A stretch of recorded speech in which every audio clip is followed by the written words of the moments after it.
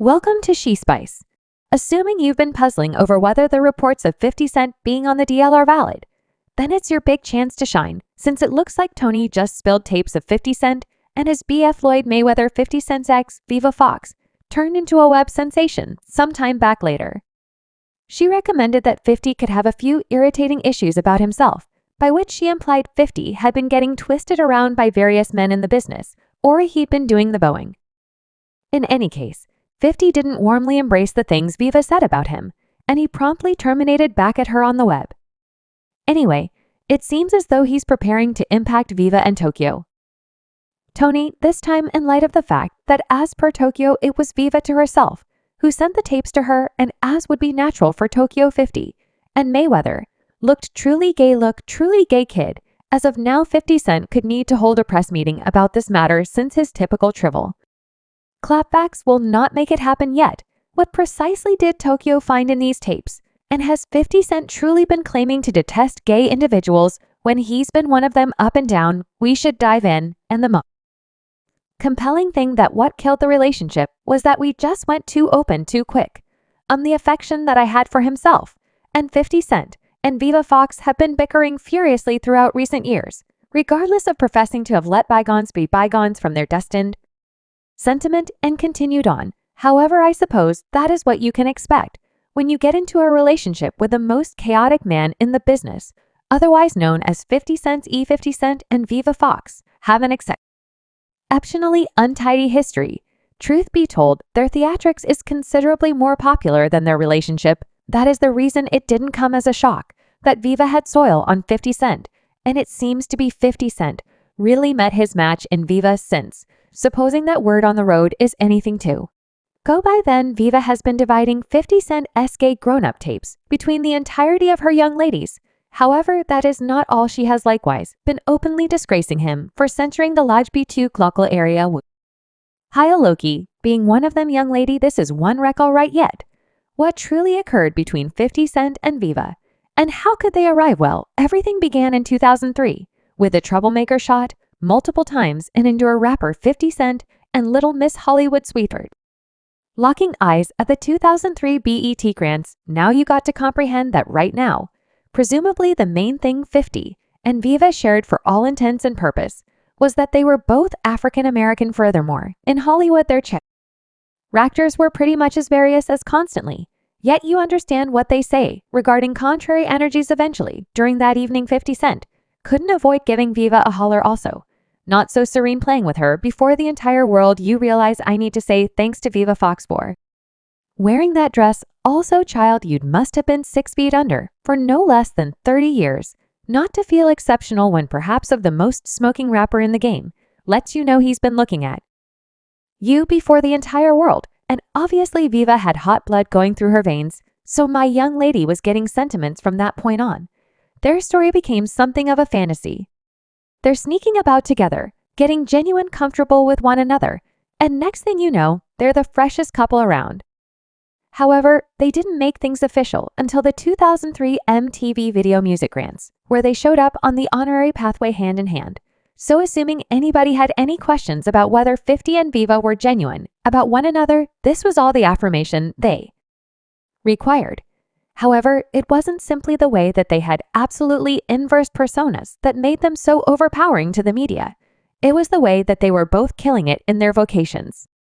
50 Panties Get Rich, or Bite the Dust, the Trine collection, was more popular than water in a desert, and would happen to sell an incredible 12 million duplicates overall in 2003 alone.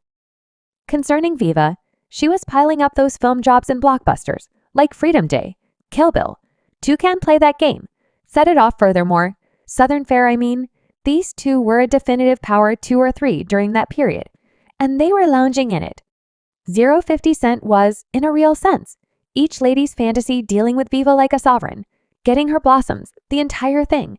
And Viva was falling rigidly overwhelmed, filling my whole house with my #1 blossom, which were Casablancas and Gardinas, and in a real sense, a van pulled up with blossoms, like they continued to bring this stuff. I resembled him all the more. Okay, so he's extremely liberal, exceptionally kind, and a gentleman. As of now, it resembled their romantic tale was written in the stars. Nothing could divide them. They were on target to turning into the creme brulee of Hollywood couples regardless of his hard person persona.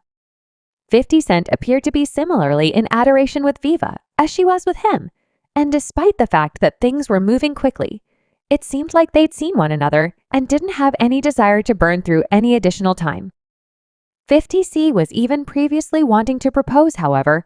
At that point, things began to take a descending winding, so instead of twisting the knee and giving Viva a 12-carat wedding band, 50 broke hard and wound up providing Viva with a couple of hoops.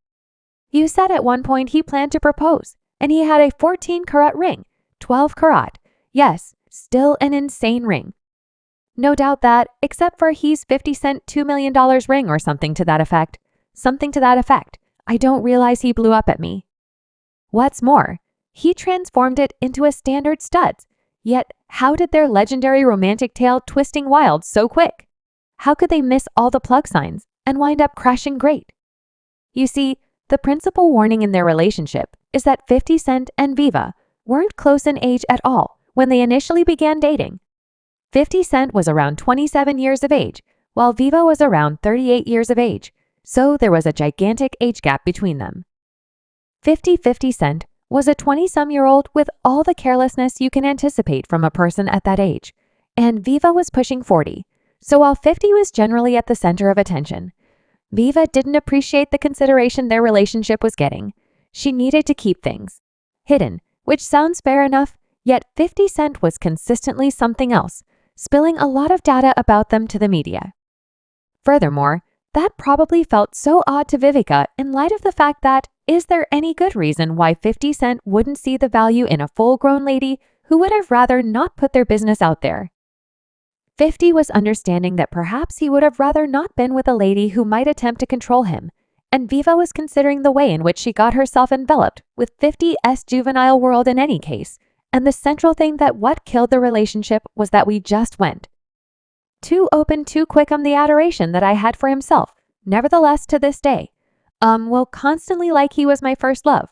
I will concede that with practically no reservations, he will continuously have an extremely unique spot in my heart. However, the motivation behind why the relationship finished was on the grounds that we just opened up to the world too quick, had an excessive number of individuals in our business, and if I somehow happened to get an opportunity to do it over, it would be that we remained private a ton longer. However, we got such a large number of individuals in our business, and you realize that killed the relationship sadly on the grounds that I truly cherished it wet.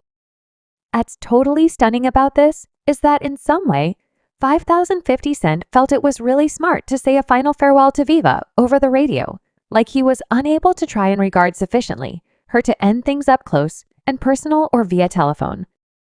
Essentially, Viva, in a real sense, caught wind of the separation the same way every other person did. She would later go on record to portray how totally bushwhacked she was with the entire thing. European visit, yes, what's more, by then I surmised the relationship began to sort of degenerate. The relationship separated after the World Music Grants I returned, and he was on the radio saying he'd DP me. You figure out on the radio, better believe it. My companion, called me. I was in Baltimore shooting the salon, and my companion Pointer, whose name is skipping me right now. Goodness, my companion Daryl Brown called me and said, "Yo, you're a kid on the radio, impacting you, and first I went who?" And he was like 50 Cent. I resembled Curtis. It definitely resembles telling everyone you all split up, and I was as we did. So he never by and by said it's a wrap on the radio. Better believe it yet, he went on, and you realize that was his direction. That was his direction when I glance back at it now. You realize he returned to being that troublemaker because, as a matter of fact, cherished each other a great deal at the time. On top of that, 50 didn't connect later to basically work things out. He totally ghosted her. It was like he got terrified of responsibility and followed it out of there quicker than Viva could say 50 Cent. Obviously, with regards to 50 Cent, you can anticipate that things should be essentially as untidy as could really be expected. So he opened up to the world about their theatrics, faulting her for the separation. He guaranteed that the motivation behind why he severed things was that Viva was involving his for exposure, which is amusing on the grounds that all through the relationship, he was the one addressing the media and thirsting after her openly. Yet it's anything that I surmise, however child auntie. He off chance that you thought 50 Cent was finished embarrassing Viva. You got one more reasoning coming. He proceeded to diss her in his melodies as though this wasn't a similar Viva he was doing all of that affectionate stuff with in the relatively recent past in his tune, Get in My Vehicle 4. Instance 50, wrapped my game F with a B mind, till she assumed she wifey consumed her time on Earth Reserve funds in a day cuz she enjoys me responsibility from me. Uchna not likely went out with Viva I assume. D.I. was up to something however at that point, the following week. Nah man, it was nothing. Viva said she was profoundly hurt by this tune, and she felt a new rush of humiliation with each opportunity. The tune came on, Trust for Me, like how I felt driving down the road, and it would come on the radio. That melody definitely, no doubt, or subscribe She Spice for more videos.